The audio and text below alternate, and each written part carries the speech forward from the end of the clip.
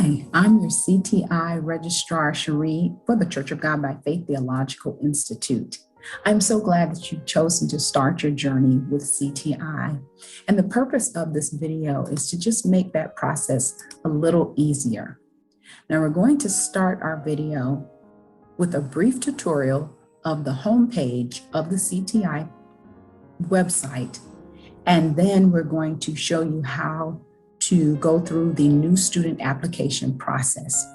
So let's get started. As you can see, we have a very nice homepage with some beautiful photos of some former graduations that we've had, and we hope that you'll be able to participate one day as well. At the top of the photos, there are several tabs, and each of those tabs, as with most websites, have other information that you can access about the school. If you are on a laptop or a desktop, this is basically what your page is going to look like. But if you're on a cell phone or mobile phone, you are going to see these tabs on the right side at the top, and you'll see 3 lines. You'll click on those lines, and that's where you will see these tabs. We're going to come back to that in just a moment. Let's scroll down. Underneath the photo, the first picture or the first set of information you're going to see is the current term that we are entering. That means that right now, as we're doing this video, we are entering the Summer B session. So if you would like to know what classes are being offered, what books you'll need, when they're offered, who the instructor is, you can click on the flyer and it will open up and you'll be able to get an enlarged picture of that and find out that information.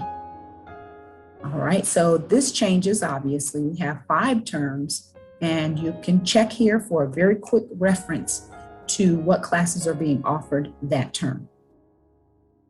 Under that, we have important CTI news. This information will change from time to time, so I encourage you to check it out every once in a while to see what new programs or our latest programs that we're offering will be in this section. If we scroll down some more, we're going to find a section called Why Enroll in CTI. Now, if you want to discover other reasons why you should attend CTI, this section is for you. And it gives students mostly a greater sense of purpose in becoming a student, because we know students are the lifeblood of CTI. So we want you to feel empowered as you pursue your spiritual education. So read those at your leisure. If you scroll down, once again, there are a few photos, and each of those photos have different sources of information that you can access. This one, with the gentleman typing on the computer, is where you can actually start your application. So we're not going to use that today. We're going to use another section, but this is one place that you can start. Under that, very important, as it says, important dates that tell you what's happening and when tuition is due. Many students are very organized and they want to know dates like this in advance. So this is where you can get a quick glimpse of the dates of very important events that are going to take place, such as paying your tuition, the first day of class, and the last day to withdraw if you have to do that. And finally, this is the main button that I want to discuss, and that is your 2021 books and schedule. This is a really important section because if you want to know what books you need for your class, in addition to all of the classes that we're offering for this particular year, you can check here and it will blow up a PDF file of the whole entire year of the courses that we're offering. So this is very resourceful for people who want to kind of pre-plan and see what classes they would like to take. Now, the schedule can change or the books may change, but for the most part, they usually are pretty much the same information. So at your leisure, you can click on that and find out more information about that. Now, many of these details that I gave you are for future reference once you become a student, but it's very important for you to have this information ahead of time. As this topic says, these are student resources, and it just makes the process a little bit easier. Of course, you can always call me if you have any questions on being a student at CTI. Let's go ahead and get started and getting you enrolled as a new student. The first thing you will do is go to Registrar, and you'll see where it says apply here. So I'm actually going to pretend that I am a new student. As you can see, it says, please read in full before starting the application process. There are several instructions here that I would encourage you to read before you get started. But the first one is this one right here, and that is a template for you to print out the pastor's recommendation letter. Now, if you have never attended CTI, you will need to have a pastor's recommendation letter. Whether you are a member of the Church of God by faith or not, we need to have your overseer or your leader's letter of recommendation. This is a template, so they do not have to produce one. They can just use this, and then they can email it, fax it, mail it, bring it to the office if they're in the Jacksonville, Florida area. Either way, we will receive the letter and place it in your file. The letter must have these particular details if he or she wants to write their own letter, but the pastor's letter of recommendation would be much easier for them if they prefer to use a template. Also, all students must pay the one-time non-refundable $30 application fee. This will be at the end of the application. There are 5 steps to the application. So the 5th step is going to be making this payment. So before you start your process of applying, you want to make sure that you have your credit card or debit card ready so that at the end of the application, you can make your payment. Also, we do have PayPal. So if you have a PayPal account, you can pay that way, but most students use their debit or credit card. After you have completed all of the steps, or in this case, after you complete step 1, you are going to be prompted to create a new password from the email address provided. So after we do step 1, which you're going to see in just a moment, you're going to be prompted to go to your email and produce a new password, and it's going to bring you back to step 2. I wanted to say that ahead of time because many students see this and then they go to their email and then they feel like that's it. So we're going to show you how it's going to take you back to step 2, 3, 4, and 5. Okay, so we're going to walk you through that. So let's get started. We're going to hit the apply button. And as you can see, this is for students who have already applied. So we're going to have to look further down, and it's a little notice here for those who have already applied. You do not need a letter of recommendation if you are already an ordained or consecrated minister or elder. So you do not have to have one of these if you are already a member. But for new students and non-consecrated or ordained members, you will need a letter of recommendation. All right, so let's look down at the bottom, and here you have new applicant. So we're going to click new applicant. A very familiar page is step 1. We're going to click on our title, and we're going to go with Registrar. Of course, you would put your first name, but I'm just going to use Registrar Zion because I'm going to put the last name as Zion because I want it in the Z's, so I'm going to put it as Zion. And I'm going to put 123 Glory Lane. You will put your home address, and please don't forget your address. If you live in an apartment or building that requires a number, please include that as well. We're in Jacksonville, Florida, so we'll put Jacksonville. You can put the abbreviation for your state, which is usually just 2 letters, so you can just put that. And then, of course, most of our students are in the United States, but if you're in another country, you can select the country where you live. And then we're going to just pick the birthday of our choice and go from there. And I'm assuming everybody is of a certain age to attend. So, and then we will put our number that we want and an email address. that is going to, and I'll just put my work address, because now you can put your work address or home address, whichever email you check the most, because we utilize email quite a bit to communicate with you. So let's go ahead and hit next over here at the far bottom. Now, if you notice, there's a notice that comes up and it says, please check your email for a message. So we're going to hit OK. Now it's going to seem like it's a blank page, and that's what you want. So what it is, let's go to that email, the email address that you provided. We're going to go over there, and it may take a minute for this to come through. And if you find that it doesn't come through immediately, then you will want to check your spam folder. Sometimes things end up in the trash. It may take a little while. There it is. So I come to my email and I double click. You may have to wait 5 or 6 minutes for it to come through. So give it a moment, go to your email, and there it is. So we're going to go ahead, and as you can see, it has generated something for me, but you can really disregard this because you're going to be provided a campus ID. The campus ID is always 1315. We'll talk about that later, but your username is generated, but you're going to be provided all that information later when you finish your application. So kind of disregard that, but you want to click where it says click here to log in.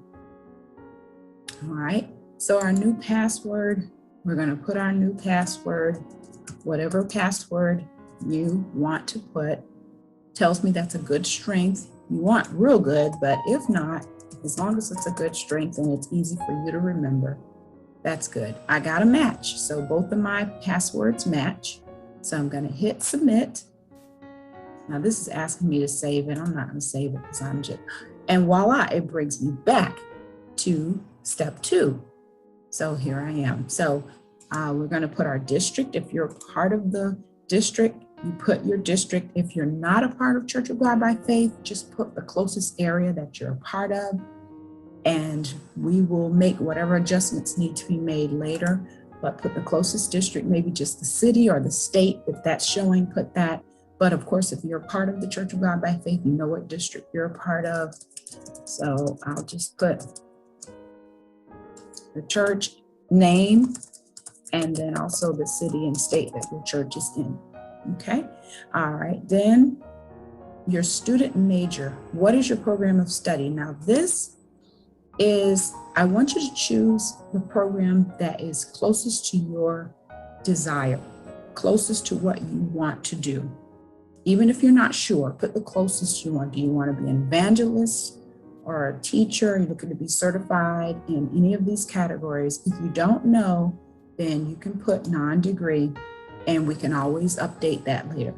Your previous coursework. This is a question for people, either you know this or you don't. Did you take courses from the examining board before? If you have, you put yes. If not, you put no. Simple enough. Your carrier.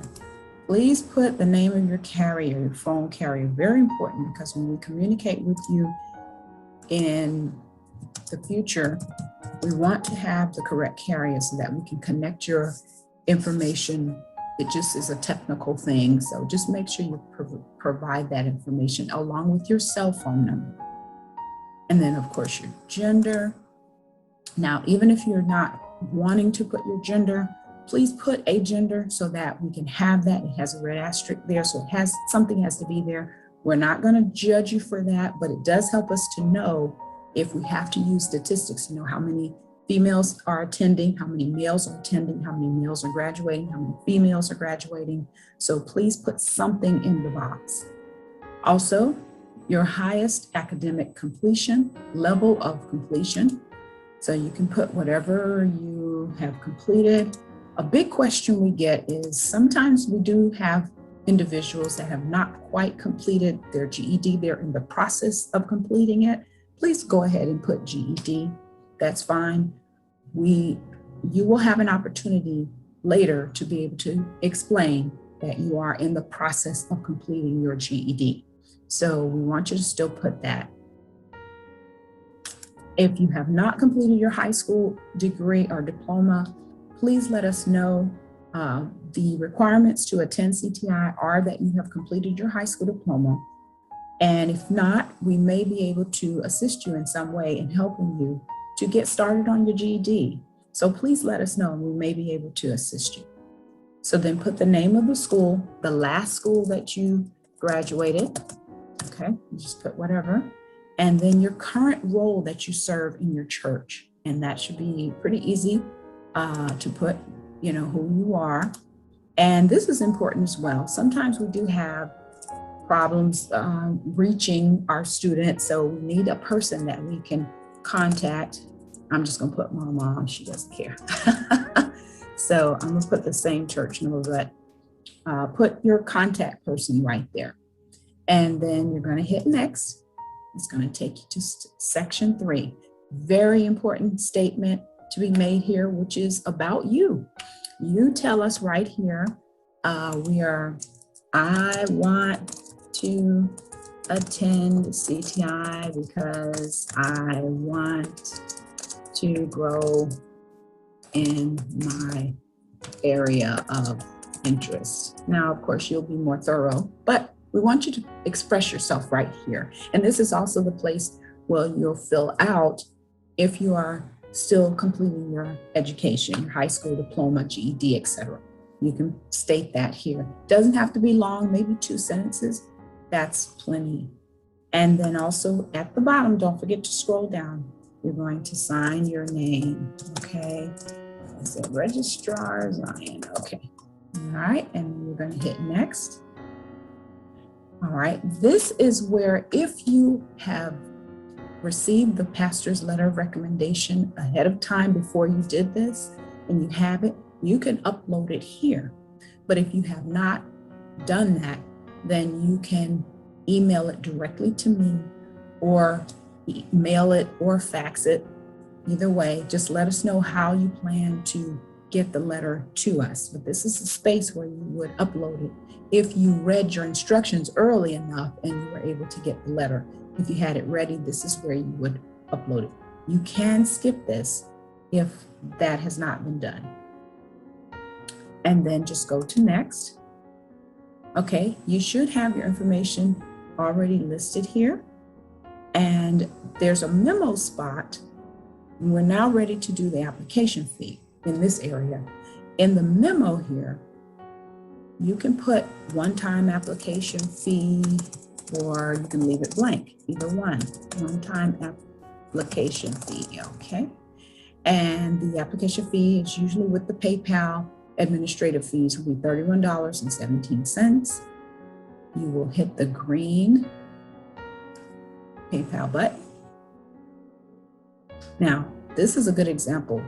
As you can see, my browser, which is Firefox. Now, many of you use Google Chrome, so you may not have this problem, or you use Microsoft Edge.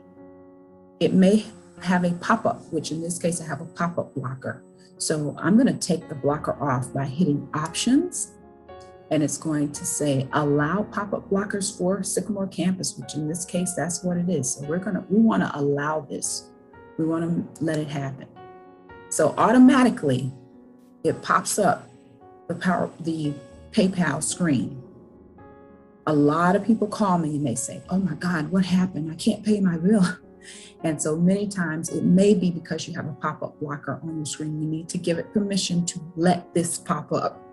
So this screen is now ready for you to, now this is asking for cookies, just hit accept. Okay, this screen is very interesting. You will need to scroll down. You will need to put the description here, which is a one-time application fee. It's just asking for the same information again. Application. This, the amount which is already pre-programmed in, so you don't have to put it in there, and then you hit continue. Okay, so this is really tricky. This is the page that I wanted to show. As you can see, if you just look at this, you'll think, oh my God, I need to put an email address or a phone number, but I don't have a PayPal account. Well, that's not where you want unless you have one. You're gonna scroll down, it says, or pay with debit or credit card. That is the area that you want. So you're going to click on pay with debit or credit card.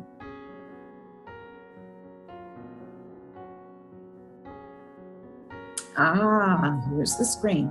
Now, the beautiful thing about paying your $30 application fee here is that it already populates your information. Now, if you need to change it before you put your card number in, then you will need to do that here.